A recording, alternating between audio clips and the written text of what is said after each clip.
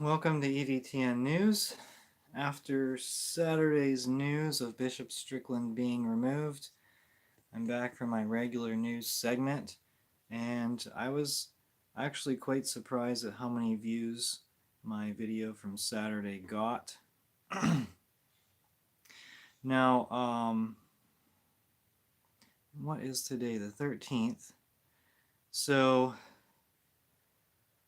I'm going to talk about some of the news from last week that was definitely overshadowed by the Strickland news on Saturday.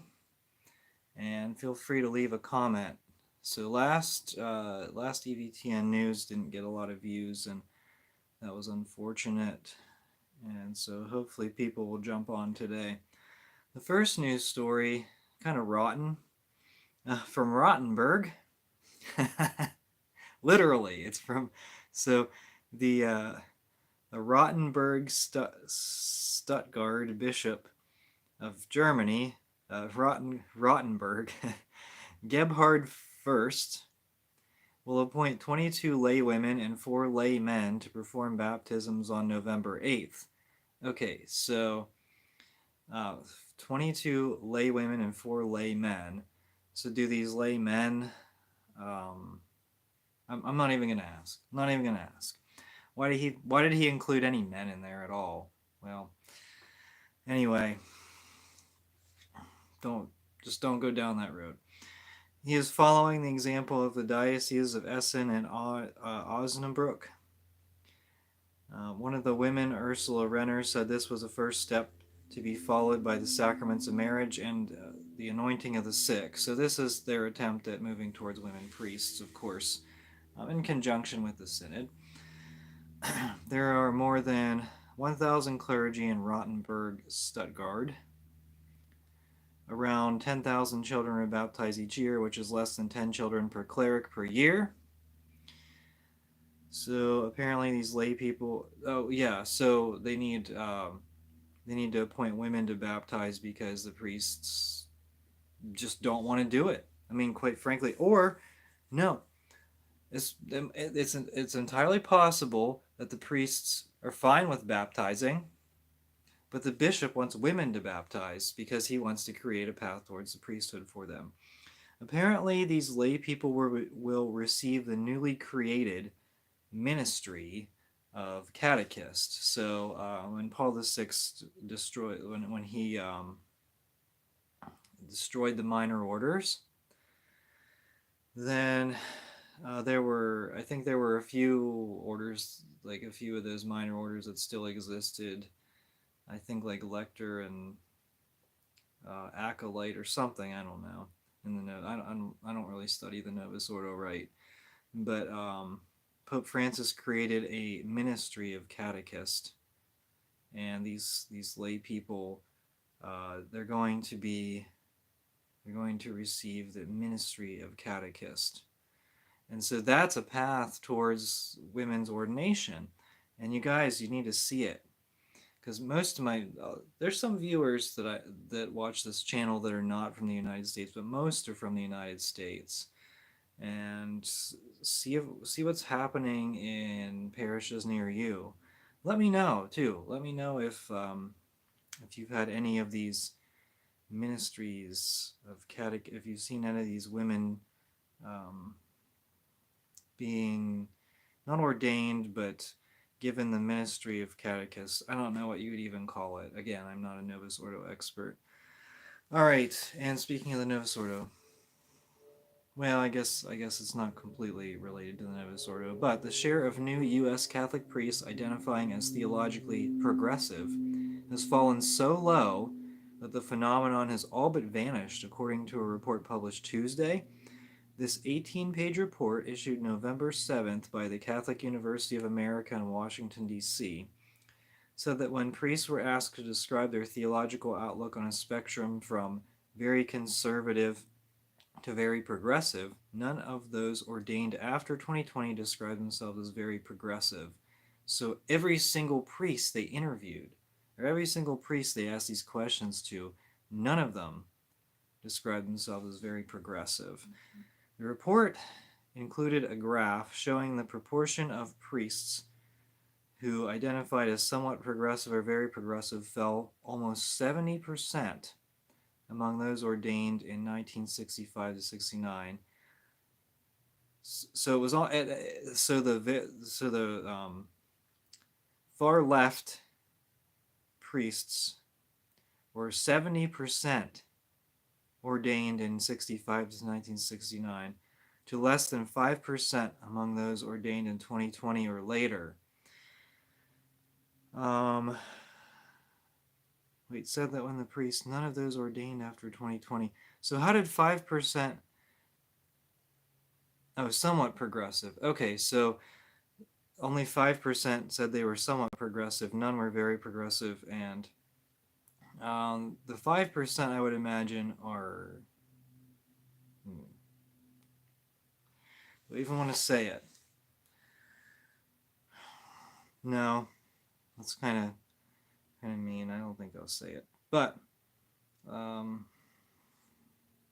we'll just say they're probably in full agreement with Father James Martin. We'll just say that.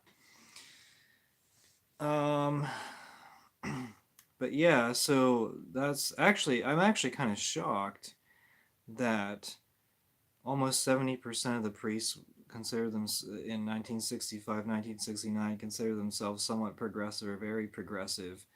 That means that almost 70% of the priests that were ordained at that time should not have been ordained. They should have been rejected for heresy. I'm actually reading a book right now called Liberalism is a Sin. Okay. Francis has uttered plenty of material heresies. Oh, Cardinal Mueller said to LifeSite News, Francis has uttered plenty of material heresies, but has not lost his papal office because he has not taught formal heresy. Francis's promotion of LMNOP blessings and adulterer communion are for Mueller a heresy of practice. For example, when Francis kept himself busy during the synod writing public letters to LMNOP organizations and meeting with LMNOP militant or LMNOP faithful, faithful to the LMNOP religion. Anyway, for Mueller, it is clear that Francis was truly elected by the majority of the cardinals. Even if there were shortcomings, they were simply de facto cured by the exercise of the office. Okay.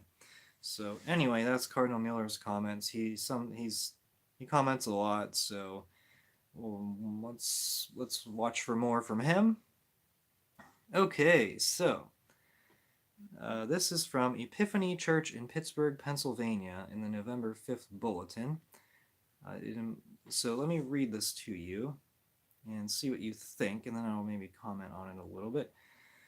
So there is a clip from the bulletin. It said, this is from Father Chris Donnelly, the pastor of Epiphany Church. He said, I want to take a moment to say thank you for your prayer-filled response to the news we can no longer use the communion rail for reception of the Eucharist during Mass at Epiphany Church. Many have asked for the USCCB teaching that was referenced in the explanation of this decision, and I have included it below. The Diocese of Pittsburgh's policy on the reception of the Eucharist aligns with this teaching, and we have been asked to unite with fellow parishes in the diocese. While changing the way we receive communion is hard and has saddened us, we will continue to have beautiful encounters in our reception of the Lord in unity with our diocese. Please note as we move forward, the Eucharist will remain a top priority in your parish community. Does that sound like a pastor? I mean, come on. Really? That's pathetic. Yeah, I mean, he'd get kicked out by the bishop, but whatever. It's worth it. It's worth being placed on administrative leave and saying the Latin Mass every day while you're still on diocesan payroll. It's worth it. These priests need to understand that. And collectively, if even 5 of them stood against these rotten bishops, what would happen? Bishop Zubik allowed a LMNOP Mass in November. It wasn't called that. It was called a... no, it wasn't November. My apologies. It was October. It was called a Mass for the Marginalized or something like that. Because they had an outrage over an LMNOP Mass in June they kind of snuck this one in there. And it's becoming increasingly apparent that Zubik is part of the Cardinal Wuerl network. Cardinal Wuerl was former Bishop of Pittsburgh, and it seems to me as though Pittsburgh is more compromised than I thought because of decisions like this. Now, this is kind of a weak decision by the pastor and said, oh, we need unity. Okay, are you going to, like, he didn't say anything about communion in the hand, but, if they force you to, like, I don't know. I mean, they banned the use of the altar rails. Seriously. Do you really think a bishop is Catholic if he does that? Is there anything that hurts? Does using the altar rail hurt anything? I mean, we have to be honest here. Quite frankly, this is pathetic.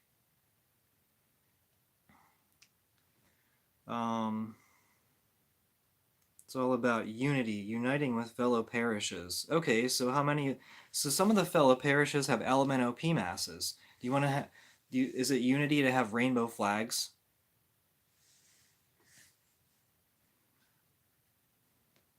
That's just a horrible excuse. And yeah, I mean, no wonder priests are quitting. Bishops hate them. This is not a this is not a conversation. Um, this is not a conversation you should ever have with the Catholic bishop. And if the Catholic bishop does have this conversation, then you need to ask him to resign. He has no intention of growing the Catholic faith. And Pittsburgh itself, it's demographically like population wise, it's not as promising of a city as many of the others in the United States. It's kind of it's not very great in terms of population growth, and they do have parishes that they're selling off, and really nice. They're selling off the nice churches because those are more costly to maintain. But in the suburbs, you have your boomer parishes where they have like the ugly churches, but those will stay because they still have money coming in. But yeah, I mean, it's really sad. There's a lot of nice churches in Pittsburgh, and they'll be sold off. I think one became a brewery. Another one became a concert venue, like a rock concert venue. I'm not sure what some of the other ones were. The SSPX church in Pittsburgh, it was sold originally to a guy who he had like an art gallery there, and then the SSPX bought it from him.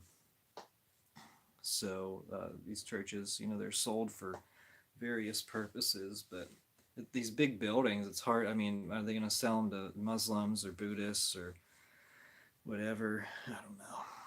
Okay, Pope Francis has approved a text drawn up by Cardinal Victor Emmanuel Fernandez attesting that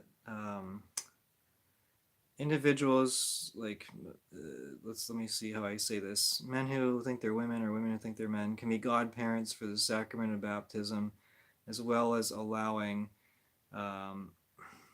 parents who are in an LMNOP, who are in like two men or two women in a relationship, to have their children baptized. So LMNOPs can have their children baptized and become godparents. In Italian, so according to Pope Francis, in an Italian document issued November 8th, the Dicastery, formerly Congregation for the Doctrine of Faith, issued a series of responses to 6 dubia questions submitted by Bishop Jose Negri of the Diocese of Santo Amaro in Brazil. The text was signed by Fernandez and approved and signed by Pope Francis on October 31st. Happy Halloween, a scary Halloween, especially for people who think especially for men who think they're women and women who think they're men. Anyway. All right, getting to the Strickland removal, Tyler Bishop Strickland said in an initial response after Francis took revenge on him that he said, I stand by all the things that were listed as complaints against me. I I know I didn't implement Traditionis Custodes because I can't starve out part of my flock, and I do it the same way again. I feel very much at peace in the Lord and the truth that He died for. So he mentions that, interesting, he mentions Traditionis Custodes because he has the FSSP in his diocese, and I think he has a few Latin masses around the small diocese. So this would indicate that the new bishop is going to crush Latin masses there. I don't even think it needs to be a super fairy LMNOP bishop. I think it just needs to be someone who's going to be a company man. And, you know, they have a lot of seminarians there, but I would imagine that check back in a few months and see how many of those seminarians are still there. Because I think a lot of them probably chose not super wisely, I would say. They chose to go there because Strickland was bishop. Um, Again, it's not the wisest course of action. People have moved there because Strickland is bishop, and it's not the wisest decision because this type of thing can happen.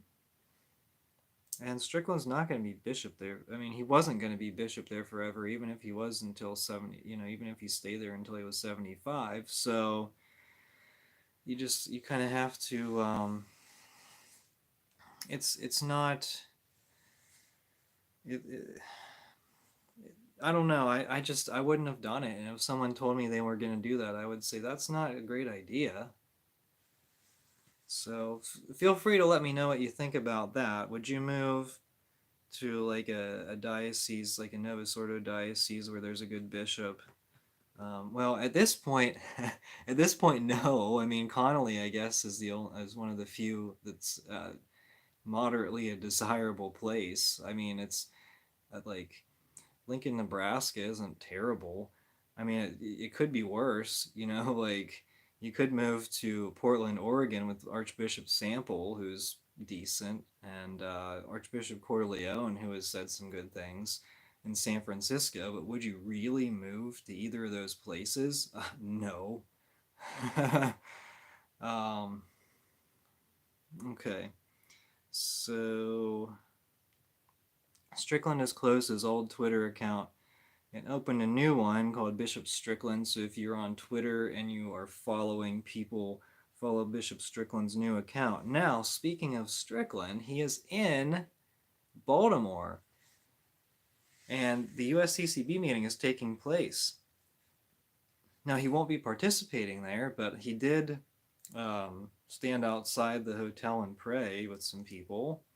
So I think by the end of the meeting, I'll get to that here in a short bit, but by the end of was it Wednesday or Thursday, I think he'll have quite a few people joining him.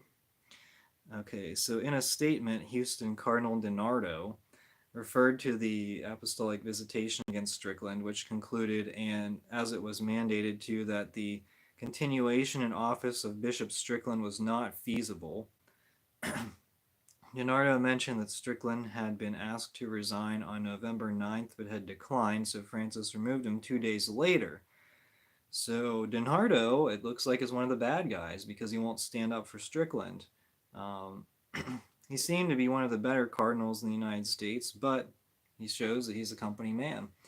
The continuation in office of Bishop Strickland was not feasible. Cardinal DiNardo cracked down on the Latin Mass. His continuation is not feasible, but he's still there anyway. All right, and there is there's this priest that's going around spouting off insults against Strickland. This priest from Tyler, Texas. So Father Tim Kelly is his name, and he has been interviewed by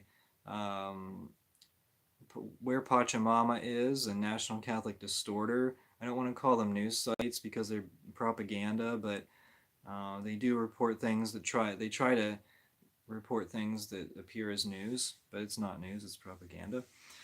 And so Father Tim Kelly, pastor of St. Mary Magdalene Catholic Church in Flint, Texas, there's a website where it says he spends time with his dog. Okay. It posts a picture saying he spent time with his dog, and his dog's name is Vince. He's a 10-year-old. Wait, Vince is a 10-year-old female. Anyway, Vince is a 10-year-old female Brindle boxer who has been the official church dog, attends each mass, greets parishioners, and accompanies Kelly to his office every day since she was a puppy. So it's a female dog named Vince. Anyway, I don't know. It's kind of weird. That's I don't know. It's a little weird. He has an altar dog. So this is the celebrity priest getting his 15 seconds of fame by insulting Strickland, and this is probably a guy who live stream. Okay, I wanted to get to the comments too. So I still have a few news stories. Hopefully, it won't shut off on me again. But yeah, this priest he has an altar dog, so that kind of tells you about what you want to know. And so Terry Barber of Virgin Most Powerful Radio reported that he said Bishop Strickland communicated to me that Archbishop Pierre, the nuncio for the United States, confronted Strickland and said, "Look, the Holy Father is watching you. You need to stop talking about the deposit of faith. There is no deposit of faith." So if that's true, then that's pretty indicative of what Cardinal Pierre stands for. All right, so I made the point I made the point on Saturday that they really wanted to remove Bishop Strickland before the USCCB meeting, and that is this week. So they removed him right before the USCCB meeting. He already got his plane ticket booked, and they are going to talk about the Catholic Voters Guide. So no surprise, Bishop Strickland was always standing in favor of pro-life, and actually J.D. Flynn reported, he kind of brought up an exchange. I have the video on my channel. It's actually, it's getting a lot of views still and a lot of comments, where Bishop McElroy said that he didn't think pro-life was a preeminent issue of the USCCB, blah, blah, blah. And it's not in line with Pope Francis, and I actually kind of agree with that. But Strickland stood up and he said it is the preeminent issue, and then Archbishop Chaput, formerly of Philadelphia, now retired, he kind of went on a long explanation as to why McElroy was wrong. And now that Strickland's gone, both him and Chaput will not be speaking at this meeting. So Francis is purging the ones who are not in line with the Francis Church, and McElroy is now a cardinal. And so he's promoting the ones who promote anti-Catholicism and the Francis doctrines, and he's weeding out the ones who has the bishops who have a semblance of Catholicism. All right, so the USCCB meeting is from November 13th through 16th in Baltimore to be streamed live. So that starts today, and the public sessions of the assembly on November 14th and 15th will be live streamed. Today wasn't. There will be private sessions. They went to that a few years ago. They did more private sessions, and that was probably so Francis could control it more tightly. And I do expect with Pierre, I mean, obviously he was one of the guys behind the removal of Strickland. I would imagine he's going to tell them very clearly that this is what happens to bishops who step outside of the Francis doctrines, namely pro-life. Strickland rose onto the scene by criticizing James Martin. And so anyone who criticizes LMNOP, they're next. They're next to go. And probably some threats, and then also I wouldn't be surprised if the Latin Mass came up as a topic. Some bishops have crushed it, and some bishops have been fine to just leave it as is. And I think these bishops are going to be told, crush it even more. Maybe synodality is going to be a topic as well. Women priests, LMNOP relationships. Disgusting. Okay, so I'm looking at the USCCB's website. So Tuesday and Wednesday, the sessions will be live streamed. Tune into this channel, subscribe if you're not. You'll see some videos being posted. The last meeting in June, I only posted 2 videos because the discussions were kind of minimal and really not. I mean, it's mostly boring, but occasionally. This one's going to be worse because you're not going to have hardly anyone saying anything good. I mean, now that Strickland's gone, I was posting a lot of his clips, but now there's no one to stand up, and the probably the ones who are halfway decent are going to be intimidated and not speak at all. So I don't expect many good statements to be made. Probably lots of rotten garbage, and yeah, it's going to be bad. Comments are going to be comments are going to be brutal, and I'm here for it.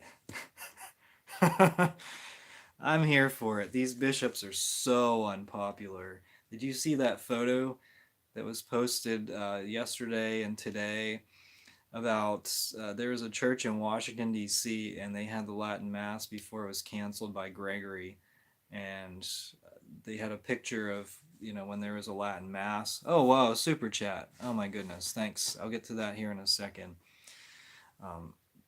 But yeah, the Latin Mass, there's a picture of when it had the Latin Mass, and then Archbishop or Cardinal Gregory visited. I guess he said Mass there, probably pretty recently, maybe over the weekend, and it was like the church was very empty. When the cardinal of your diocese is showing up and there's no one there, I mean, that's the Francis effect. That's the effect that Pope Francis is having on Catholic churches worldwide. Just, I mean, apathy, really, apathy, and some people are converting, or I don't want to call it converting. Some people are becoming Orthodox. Okay, so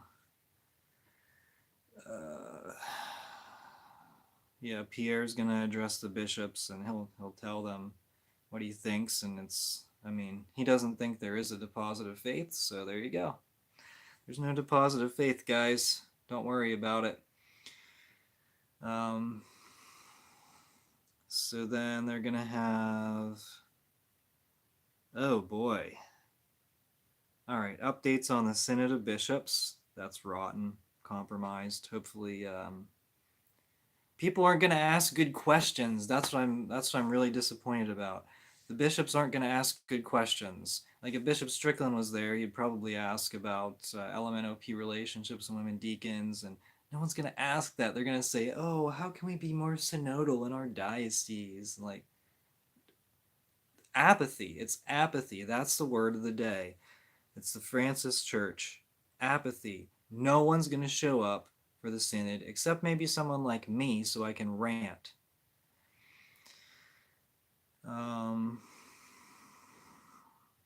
Then I won't have to talk to myself on YouTube. I mean, people watch me, yeah, but I'll be able to rant, and then you'll say, look at how many people are here. Look at how many people are younger than me that are here. 0. And this is like, I'm telling you the truth. I'm telling you how it is. Your church is going to die in 20 years. You'll have no church. You'll have no money because no one is going to show up. Anyway, they're going to talk about the Eucharistic Revival Initiative. All right. That's actually it contradicts the synod. So, see what the what would you call them? The Novus Ordo conservatives will come up with. Does Bishop Barron fall in that category? I mean, I don't know. He believes in some of that crazy stuff. Um, there's the Institute on the Catechism, whatever that is. Maybe that with this synodal stuff, maybe it's an initiative to remove the LMNOP stuff from the Catechism. And the recently launched mental health campaign. Of course, Phoenix Bishop Dolan from the McElroy Network is big into that stuff. And then the cause for beatification and canonization of servant of God Isaac Thomas Hecker, a priest and founder of the Missionary Society of St. Paul the Apostle, otherwise known as the Paulist Fathers. They are horrifically LMNOP supporting.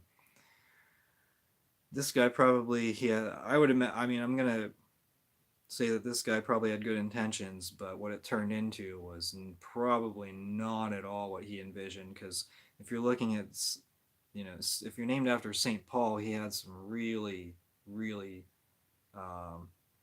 strong things to say about LMNOP. And these Paulist fathers are all about it. Okay. Oh, and the consultation of bishops to support the request of the Bishops' Conference of England and Wales, asking the Holy Father named St. John Henry Newman, a doctor of the Church. Yay. More doctors of the Church. I mean, okay, the bishops are just, okay, here's a big one. The bishops are expected to discuss and vote on several action items, including a new introductory note and materials supporting forming consciences for faithful citizenship. So the political responsibility is the political responsibility of Catholics. They're going to vote on a new conference secretary as well as chairman-elect of 6 conference committees. And these chairmen are all in the sort of conservative angle of things. The ones that are up for vote, they're in the conservative side of things, which is what Francis doesn't like. But there's more bishops that sort of they're silently going against Francis. I don't know how else to explain it. These bishops are, I think they're content distancing themselves from Francis because they know the Francis Church is an utter failure, complete disaster, and they're waiting for another pope who is probably less hostile towards Catholics. And even if you had someone like a new pope like Cardinal Zuppi, who is a bridge builder, supporter of Father James Martin, he might just be like, "Oh, do what you want, and you don't have to ban the Latin Mass." He didn't even ban it, so I think we would find a much less hostile pope with a lot of others. So follow me for that. And now I'd like to get to the live chat. Thank you for all of your comments. SSPX is a great option for these times. Yes, thank you very much. You said the same thing as I would say. Tithe to canceled priests, support them. Yeah, just because a priest, I mean, you gotta be careful though, because some of these priests are actually canceled for good reasons. I mean, I hate to say it that way, and some of them kind of find homes in traditional places, but you just gotta be careful with that. Some are canceled for modernist reasons, like some are canceled by the modernists because they refuse and reject modernism, but there's some other problems, like occasionally there's some crimes or something that's not quite right. FSSP for those of us who don't have SSPX. And the more I think about things, the more I think that the FSSP is less likely to get crushed. I mean, there's been a few bishops who are extremely hostile towards them, but um, for the most part, they're just kind of going on as normal, and it seems as though the Vatican is not really putting forth any effort to crush the FSSP. It's really the diocesan masses. They don't want diocesan priests saying the Latin Mass, and I think that's kind of who they're targeting. And I believe if there is another crackdown, I'm not saying there will be. I'm saying I think if there is one, it'll come in the next 2 months. It'll come very soon after this meeting. There will be more crackdowns across the country if there are any. Not I'm not a prophet. I'm not even gonna predict that, but it could happen. And it will be on diocesan Latin masses. They're gonna get crushed, and there will be no alternatives to that. So that's kind of particularly disappointing. Mother Miriam from Mother Miriam Live moved to Tyler, Texas because of Bishop Strickland and Latin Mass being available. Uh, Oh, no, no. Okay, you said Father Zeta, TLM priest from Elysburg, Carmel, thought the auxiliary bishop was one of the better ones, friendly to tradition. Now, this isn't, I'm not talking about the auxiliary. The auxiliary bishop of Pittsburgh is Bishop William Walter Scheid, he does all right sacraments. So he's friendly to tradition. He is. But the persecuted Fairfield nuns have sold us out. Okay. In Lincoln Diocese, we don't allow altar girls. I don't know. No telling what will happen. They will be praying the rosary across from where the USCCB is meeting. Yes, Strickland will be praying the rosary. The Fairfield Carmelites refused to sell the spare Carmel in Elysburg to the SSPX resistance and instead sold it to Coptic Egyptian Orthodox. Huh. Okay, so okay, that's not good. And SSPX resistance, but I also heard that Elysburg Carmel building was full of problems in terms of utilities. Like they had, like the water was brown, and um, that's what I heard. Like you couldn't wash your clothes, you couldn't wash white clothes, and the electric was the breaker was not strong enough to support a community. The electric breaker. I don't know. I heard that. I hate the SS resistance. Don't Carmelites do TLM only? The Carmelites, I think, have their own. And this is getting into stuff where it's like I'm kind of shaky on this, but I think the Carmelites have their own version of like a mass. I think they have like their own Latin mass version of the Carmelite rite of the mass.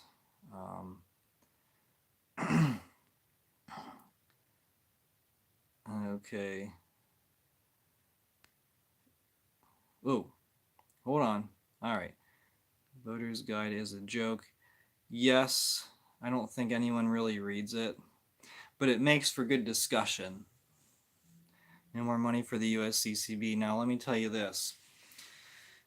I hate to say it, but if you go to an FSSP church and you donate to your parish, part of your money is going to the USCCB because the diocese taxes the FSSP, and then the USCCB taxes the diocese. So part of your money is going to the diocese and the USCCB if you donate to your FSSP parish. I hate to say it. I also attend the FSSP, and they were doing a collection supporting the Lady of Guadalupe Seminary yesterday. Okay, so those collections, I would expect that no money goes to the USCCB. Exactly why we must support canceled priests. I thought it was tomorrow. Yeah. Well, no, the meeting starts today, but I don't know if there's a secret meeting or if they had I saw they actually had a mass in a church. Believe it or not. I may have even been like that old basilica that they have there. They usually have their mass in the conference room, so it's a big joke. But and then they have someone playing a keyboard and playing some of the cheesy Vatican II music. So yeah, it's pretty cringe. Um, I dropped 20 in the basket yesterday. Donate monthly to Priest for Life. I only give. Okay. Oh, Romans, you gave me some money. Thank you. Thank you. And you're also supporting the LMNOP YouTube because they tax me at 30%. So, yeah, so with $5, I get. Oh, man. So, what, 30%? So I get 70%. So I get 350 and they get 150. Okay, thanks. But thanks anyway, I appreciate it. If you watch the live stream of the USCCB meeting, try not to fall asleep. That's why I'm here, and you don't have to watch it. I'll post the video clip. All right, let me just finish these comments here. My Wi-Fi is really giving me trouble today, just shutting off completely on me. It's really annoying. Okay, it's difficult in this economy. Yes, female. Maybe watching the fall meeting would be a cure for insomnia. No, not really. No, I wouldn't recommend it. Dear Francis, defend the deposit of faith, not destroy it. The Soros funding. Oh boy. John the Son of Thunder ranting. Yep, thanks. Okay. So, priests are too busy with LMNOP weddings. Thanks for joining me on the live stream, everyone. This has been a lot longer than expected. I think I got a few minutes in there where the Wi-Fi wasn't working great, but I can promise you if I upload any of these USCCB video clips that that's not going to be a problem. It'll just be a problem of me watching it, which is always a problem, and it's not really an enjoyable thing, but I do, it does bring viewers to the channel and it keeps you informed of what's going on. So the next 2 days, let's just say I'm looking forward to Thursday. But I may have some good comments for you. There might be just some ridiculous synodal nonsense, but I'm not really sure what to expect from this one. Usually I can kind of get a pulse, but this one, I think the modernists are going to go full out. Haven't heard a lot from Bishop Stowe. I expect him to raise his synodal voice because I do expect him to be promoted to an archbishop position very soon. He's possibly one of the worst bishops in the country, and, well, not possibly, he is one of the worst bishops in the country, possibly the worst. So, of course, Francis, he'd have favor in the Francis Church. So, anyway, until next time, this has been EVTN News. Thank you so much for watching. We are the laity, and we will not be silent.